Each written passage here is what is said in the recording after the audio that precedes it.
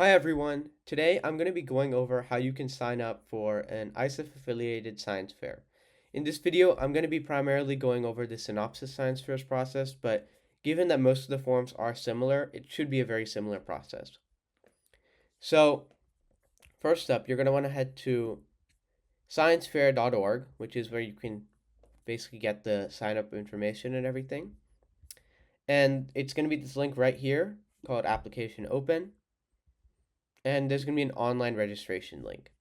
So it's going to ask you how many people are in your project. So some projects will have one student, some will have two or three. So if you're in like a group or a team, then I want you to pick two or three. So let's say we have two students. So first off, we're going to do the project title. So we can just have any title. Next up, we're going to go over level of guidance. So there's two types of levels of guidance, and that's RRI and non-RRI.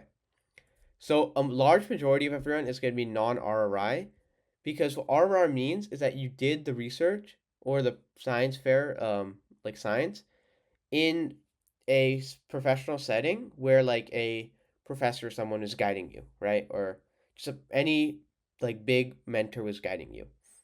And so most projects won't have that. A lot of times people will just do this on their own, or someone not as like professional would be guiding you. And so in general cases, you'd pick non RRI. Next up, go to the field of study part. So there's going to be these main fields of study, and generally it should be pretty simple to pick which one you want to be a part of, but sometimes there may be some overlap, and so I think best to read more into the website or contact the fair people if you have any questions, but generally just pick the one that best matches it.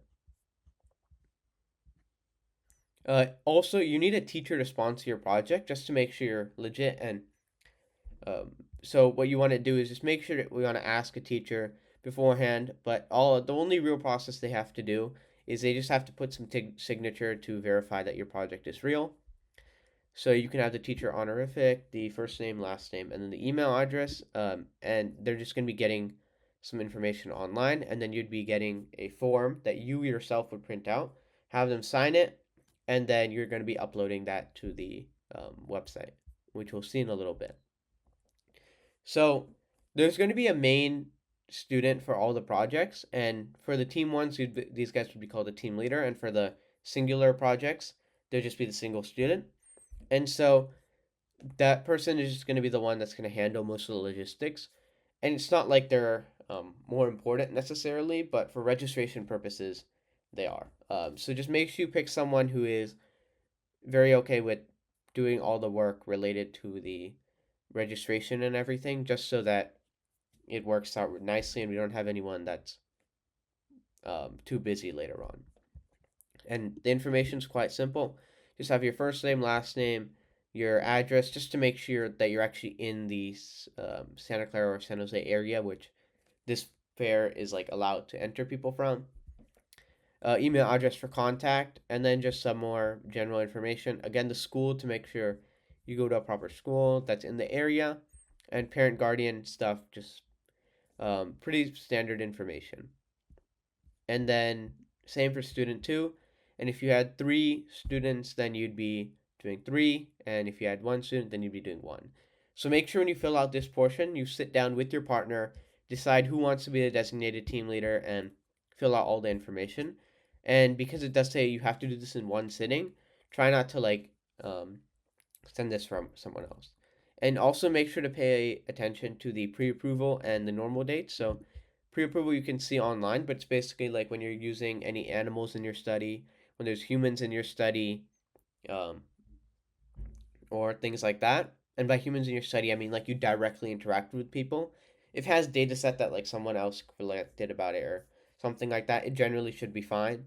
Again, just best to check on their website and see what SRC pre-approval is. But in general, it'd be January 10th when you'd have to submit all the information. So not just this form, there's more information beyond that. So you'd hit submit at the bottom, and then what you're going to do is going to get a project form. So make sure you bookmark that form because it's very important to keep. And so with that one, it's going to have like it's going to be like your ID for your project, right? And that form is where you're also going to build off of and upload the other forms. So It's going to be like a Google Drive link where you upload the other forms relating to what your project is, proper signatures, make sure your teacher signs it, stuff like that. And then that's all going to go to a Google Drive link, and it's going to be linked to that project page, right? And what I recommend before we start going over these 7 required forms is that you do create a directory on your computer or folder in your computer just so you can save this and have it all organized uh, before you upload it to the final thing. Just because that way you don't have to upload it to the final thing and then they realize something's wrong when you're still working on it. It should just save everyone a little bit of hassle. And then what we're going to do is be filling out these 7 required forms. And there are additional forms depending on what like additional stuff you might have. And that's generally for like RRI and people who have the pre-approval. And I don't think anyone will really need to do that just because it is additional. It's not really for every single use case. And they do have a nice isef rules wizard which will help you see which ones you have to do. So I'm just going to go over all the forms really quickly with everyone just so that we're all on the same page and understand it. So first off, there's the checklist for the adult sponsor, just student names and project title, and then the adult sponsor will be checking off all these boxes and signing saying that this is a valid project and it does not, or they have handled all of these like risk assessments. Next up is the student checklist. And so student checklist is just making sure that the students like have some information for that and they have all of the information here regarding some of the project. And then there's another part to this, which is the research plan or project summary. And so in that case, you're going to be creating a research plan, kind of saying, this is what my research is about. Here's the approach I'm going to take.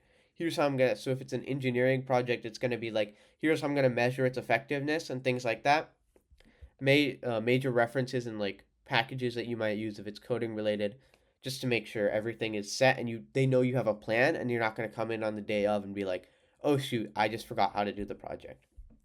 And that's pretty simple to do. I believe they do have templates so you can follow as well. So then there's an approval form. So this one's just making sure your parents are okay with it, and then this part is completed by the fair people, and they're going to be like, hey, yes, we've seen that this person is ready, we can approve this project. Then there's going to be this student permission and hold harmless agreement. So this one's just going to say, yeah, we're ready for the project, and make sure that you have the date on this prior to the date of experimentation. So whenever you say you started working on the project, this date must be ahead of that, or before that. There's also going to be a media release form just saying that, hey, if they photograph me, I'm okay with that being posted. This is just for them to advertise their fair a bit more, and it's not really that big of a deal. There's an ethics statement to make sure that your research is done ethically, because we all want research to be done ethically. We don't want to take advantage of people unjustly or doing any wrongs with research. We want research to help everyone.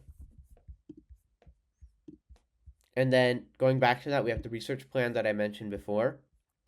So there's something called minimum quality requirements. So we can see here are some of the rules for how, like what is approved and what isn't approved.